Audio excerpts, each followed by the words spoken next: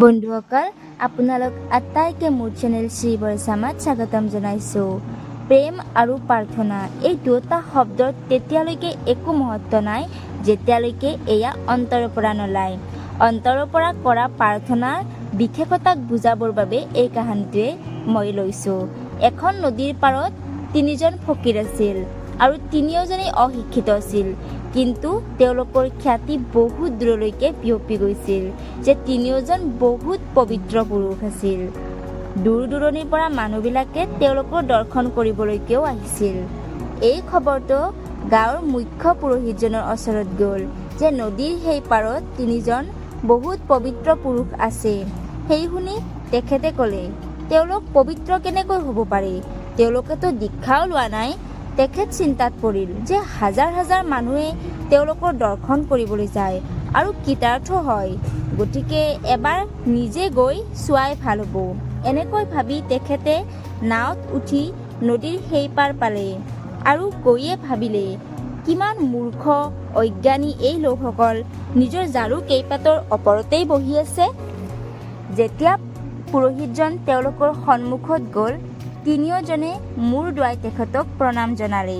সেয়া দেখি পুৰোহিতজনে অতি সন্তোষ পালে। এই তিনিওজনক কি ভয় কৰিব লাগে, তেখেতে মনে মনে ভাবিলে আৰু অহংকাৰপূৰ্ণ মাতেৰে তিনিজনক সুধিলে, তোমালোকে কি কৰা? কি তোমালোকৰ প্ৰাৰ্থনা? তাৰ পদ্ধতি কি? এনেদৰে সোধাত তিনিওজনে তিনিওজনৰ মুখৰ পিনে চাব ধৰিলে আৰু ক'লে, পদ্ধতি? এই বিষয়তো আমি একোৱেই নাজানো। তেওঁলোকে বহুত বিনম্ৰতাৰে ক'লে, আমি অশিক্ষিত আৰু এই বিষয়ে আজিলৈকে আমাক কোনেও একোকেই শিকোৱা নাই। ইমান ডাঙৰ পুৰোহিতৰ সন্মুখত কথা ক'বলৈ তেওঁলোকে সংকোচ কৰিছিল। তথাপিও তিনিওজনে ক'লে, আমি তিনিওৱে লগ হৈ নিজৰ এটা প্ৰাৰ্থনা বনাইছোঁ। এয়া শুনি পুৰোহিতজনে আকৌ সুধিলে, কোৱাচোন কোৱা, কি তোমালোকৰ প্ৰাৰ্থনা?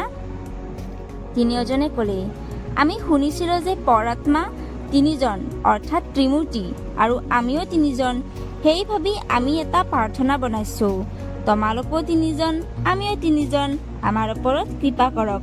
তোমালোকেও তিনিজন, আমিও তিনিজন, আমাৰ ওপৰত কৃপা কৰক। এইবুলি তেওঁলোকে ৰিপিট কৰি শুনাবলৈ ধৰিলে। তেতিয়া পুৰোহিতজনে ক'লে, বন্ধ কৰক, আপোনালোকে এয়া কিবা প্ৰাৰ্থনা নেকি? প্ৰাৰ্থনা প্ৰামাণিক হ'ব লাগে। মই তোমালোকক এটা প্ৰাৰ্থনা দিম, এতিয়াই এয়া মনত ৰাখিবা আৰু গুণগুণাবা। মহাপুৰোহিতৰ কথা শুনি তেওঁলোকে আচৰিত হৈ গ'ল আৰু পুৰোহিতজনে তেওঁলোকক এটা বহুত দীঘল প্ৰাৰ্থনা দিলে আৰু প্ৰাৰ্থনাটো বহুত কঠিনো আছিল। তেতিয়া তিনিওজনে ক'লে, আমি বহুত মূৰ্খ, আমাৰ বাবে এই প্ৰাৰ্থনাটো কৰা অসম্ভৱ। কৃপা কৰি আমাৰ বাবে প্ৰাৰ্থনাটো অলপ সহজ কৰি দিয়ক। পুৰোহিতজনে ক'লে, এয়া অসম্ভৱ, এইটো প্ৰামাণিক প্ৰাৰ্থনা। যিয়ে এই প্ৰাৰ্থনাটো নকৰে তেওঁৰ বাবে স্বৰ্গৰ দুৱাৰ বন্ধ থাকিব। তেতিয়াহ'লে আপুনিয়ে কৃপা কৰি এবাৰ আমাৰ বাবে প্ৰাৰ্থনাটো মাতি দিয়ক। পুৰোহিতজনে প্ৰাৰ্থনাটো মাতি দিলে আৰু প্ৰসন্ন হৈ নাৱত বহি ঘৰৰ পিনে যাত্ৰা কৰিলে। তেখেতে নদীৰ মাছ পাইছিলেই, কিন্তু দেখিলে বহুত ডাঙৰ ঢৌ তেওঁৰ পিনে আহি আছে। তেওঁ মনোযোগেৰে চালে আৰু দেখিলে তিনিওজন ফকীৰ নদীত দৌৰি আহি আছে। সেয়া দেখি পুৰোহিতজনৰ যেন প্ৰাণবায়ু উৰিয়ে যাব তেনেকুৱা লাগিল। তিনিওজন ফকীৰ ওচৰত আহি পানীৰ ওপৰতেই পুৰোহিতজনক দণ্ডপাত কৰিলে আৰু ক'লে, আমি প্ৰাৰ্থনাটো পাহৰি গৈছোঁ, কৃপা কৰি আকৌ এবাৰ মাতি দিবনে? আমি অশিক্ষিত মানুহ, আমাৰ ওপৰত প্লিজ কৃপা কৰক। এতিয়া পুৰোহিতজনৰ অহংকাৰ ভাঙি ছিঙি শেষ হৈ গৈছিল আৰু লজ্জিত হৈ ক'লে, তোমালোকে নিজে বনোৱা প্ৰাৰ্থনাটোৱে কৰিবা। তোমালোকেও তিনিজন, আমিও তিনিজন, আমাৰ ওপৰত কৃপা কৰক। তোমালোকেও তিনিজন, আমিও তিনিজন, আমাৰ ওপৰত কৃপা কৰক। বন্ধুসকল, এই কাহিনীটোৱে আমাক এয়া শিক্ষা দিছে, প্ৰেম আৰু প্ৰাৰ্থনা দুয়োটাৰে সম্পৰ্ক আমাৰ হৃদয়ৰ লগত জড়িত।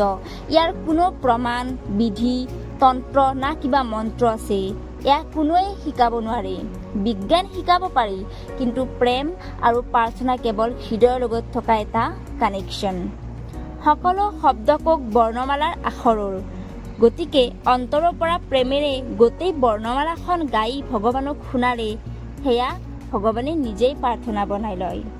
বন্ধুসকল, সৰুতে আমি পঢ়িছিলোঁ, ছাৰ বাইদেউসকলৰ পৰা শুনিছিলোঁ কবিৰ দাসৰ এই দোহাটো যে পোথি পঢ়ি পঢ়ি জগ চোৱা, পণ্ডিত ভয়া নকৈ, ঠাই আখৰ প্ৰেম কা পঢ়ে স্বপণ্ডিত হৈ। অৰ্থাৎ ডাঙৰ ডাঙৰ পুথি পঢ়ি সংসাৰৰ বহুত সংখ্যক লোকে প্ৰেমৰ অৰ্থ নুবুজিলে আৰু মৃত্যু লাভ কৰিলে। কবিৰ দাসৰ মতে প্ৰেম কেৱল দুটা বৰ্ণৰ এটা শব্দ। ইয়াৰ বাস্তৱিক অৰ্থ নিৰ্মল মন এটাইহে বুজিব পাৰে। প্ৰেমক বুজাবৰ বাবে বহুত ডাঙৰ বিদ্বান পণ্ডিত হোৱাৰ প্ৰয়োজন নাই। প্ৰেম শব্দটো হৃদয়ৰ। ইয়াক তৰ্ক বিতৰ্ক বা বুদ্ধি চালাকিৰ দ্বাৰা বুজিব নোৱাৰি। বন্ধুসকল, কাহানীটো শুনি কেনে পালে মোক কমেণ্টত জনাব আৰু মোৰ চেনেলটোক ছাবস্ক্ৰাইব কৰিব।